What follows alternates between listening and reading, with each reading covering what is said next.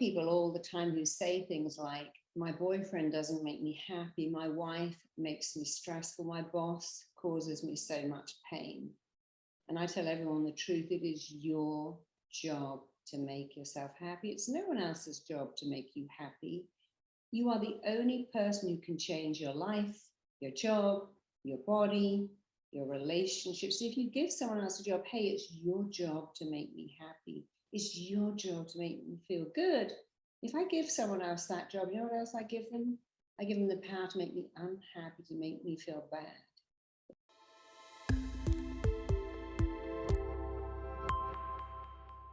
If I depend on someone else for how I feel, they can make me feel good or bad. But every day I remember, it is my job to feel happy, my job to change my life, to change my job, to change my feelings, to change my relationships, to change my health. I don't go, hey, doctor, here I am. I'm not well. Can you make me better? I go, hey, I've got to make myself better. You see, responsibility, that word, responsibility, means an ability to respond. And if you want to be responsible, be able to respond to all the stresses in life of, hey, I can fix this, I can get over this, this too will pass, this will go. I can choose to be happy. Happiness is an inside job. There is no journey going, hey, I've got on a train, I'm going to arrive at happiness. No. Happiness is the destination all along the way. I was at my daughter's amazing wedding last weekend, and I chose, hey, I'm going to be happy on the drive down. I'm going to be happy the night. I'm going to be happy getting ready. Oh, I bet you're so nervous. I'm not nervous. I'm excited. My baby's getting married to the best guy in the world, and I'm choosing to go. I'm so excited. Are you nervous about your speech? No, I could be.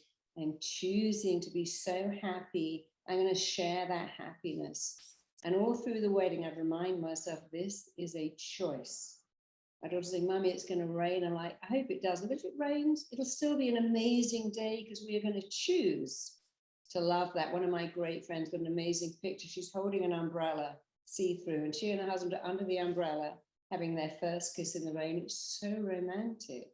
You can choose. I wouldn't let rain spoil my wedding. I'm going to let something spoil my day. When you understand that you can use these words, I am choosing to feel great about this. I'm choosing to understand it's just traffic, it's just a delay, something's going on at the airport. I was flying from LA to London a couple of months ago. I turned up at the airport, my flight was delayed for 7 hours. I'm like, well, that's a bummer, but you know what? I'm going to sit in the lounge and work on my emails. If you've got a phone, there's hundreds of things to do. And then when I was leaving Amsterdam, got to get to the airport 4 hours earlier. I said, I'm going to go on Eurostar. That was cancelled. 4 hours wait at the airport. But I chose to think, hey, don't we always say I'd love some time to myself? I got 4 hours. I can read. I can make calls. I can go into my emails. I can get a lot of stuff done. That 6 hours at LAX, I got so much work done. My husband went to sleep. We got on the plane, went back to sleep, arrived in London, missed all our meetings, rescheduled them. But we didn't go, oh, this is a nightmare. This is hell. This is so annoying. When you have a phone, you ring someone and say, hey, I'm delayed, I'm late, something's changed. We have a choice every day to choose what something means. When you choose to remind yourself, you know, it's my job to make myself happy. It's my job to go after the success I want. It's my job to make this relationship work. It's even your job to be orgasmic. It's not someone else's job to give you an orgasm. It's your job to work out what your body likes. How does it, to say, hey, you know what I love this and more of this. That thing there doesn't really work for me, but this really works. It's your job to say, well, we're all going out for pizza.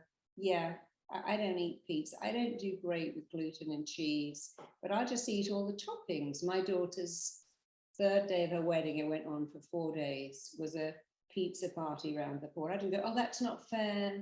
I just picked out all the toppings. I had tuna fish and olives, and I found lots of things to eat. Because it's my job to think, no, I'm not great with gluten. I'm not great with dairy, but I can find something else. And I took some stuff with me just in case.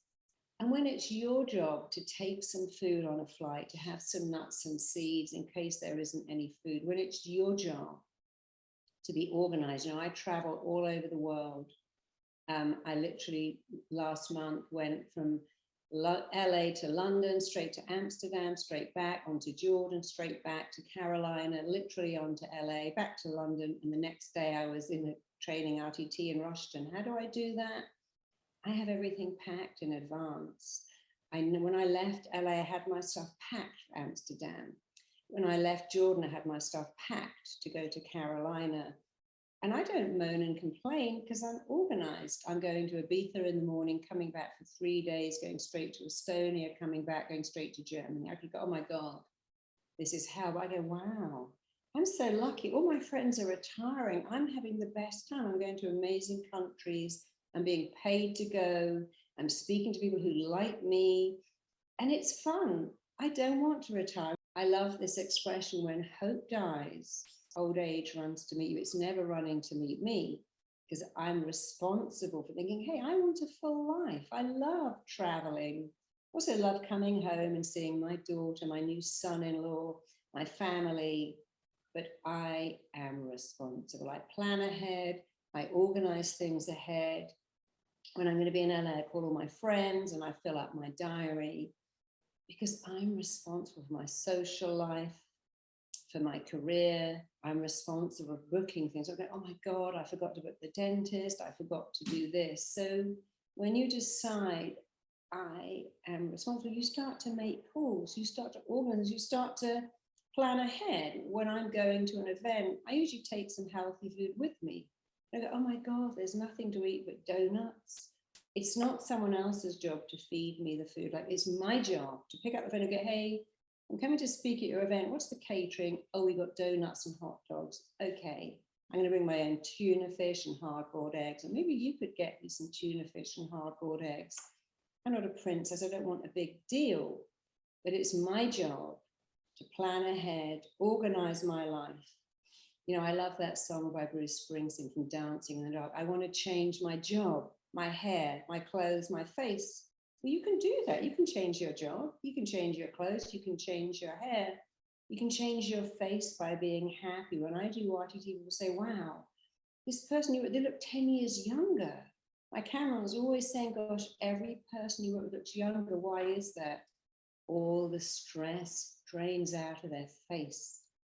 You look amazing. So you can change your face, smile a lot, laugh a lot, reframe things. Don't say I've got an awful memory. Say I've got an amazing memory. Don't say my kids are driving me crazy. Say my kids are age appropriate.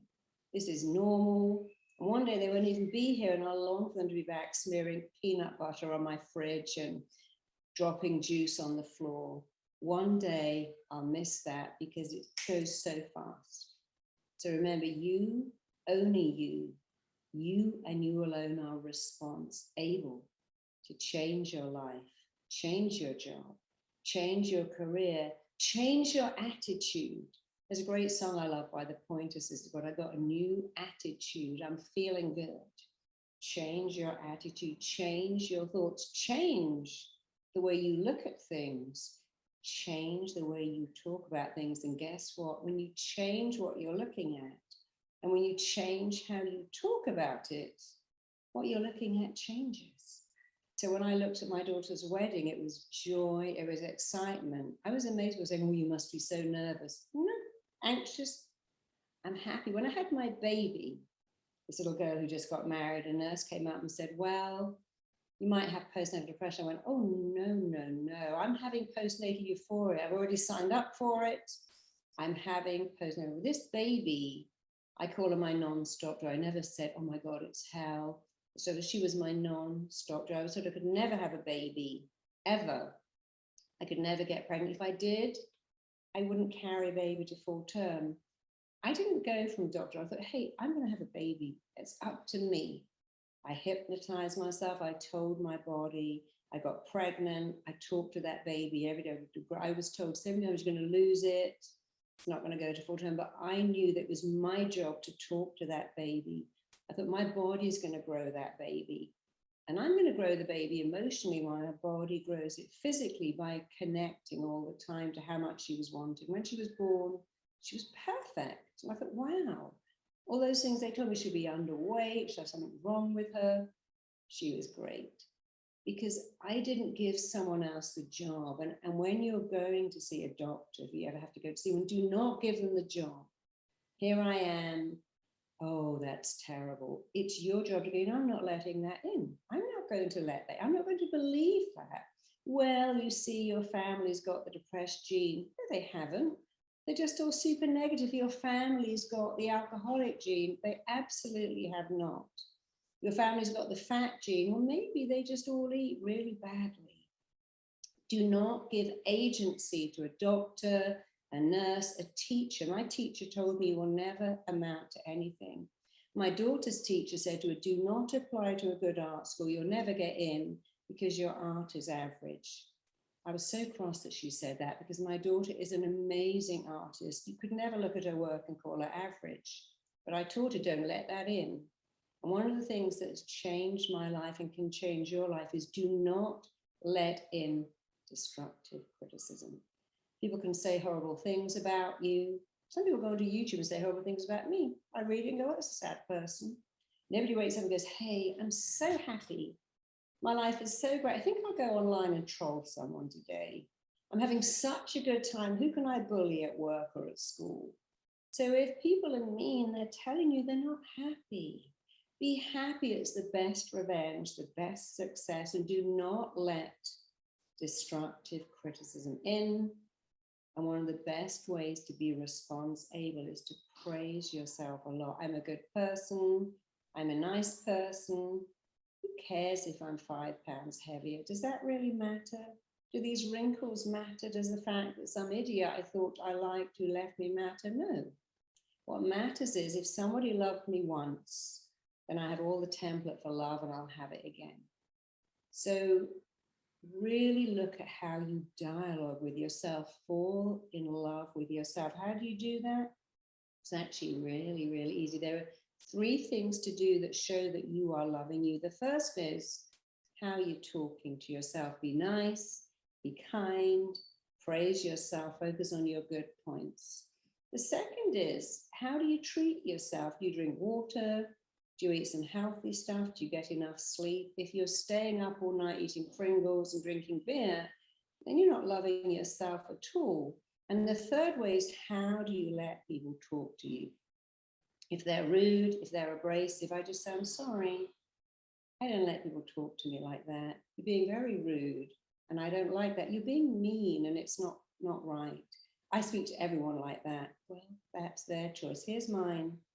I don't let people talk to me in a rude way. I don't let people speak to me using harsh, hurtful, critical words. And I never speak to myself using harsh, hurtful, critical words, because that is how to invite depression.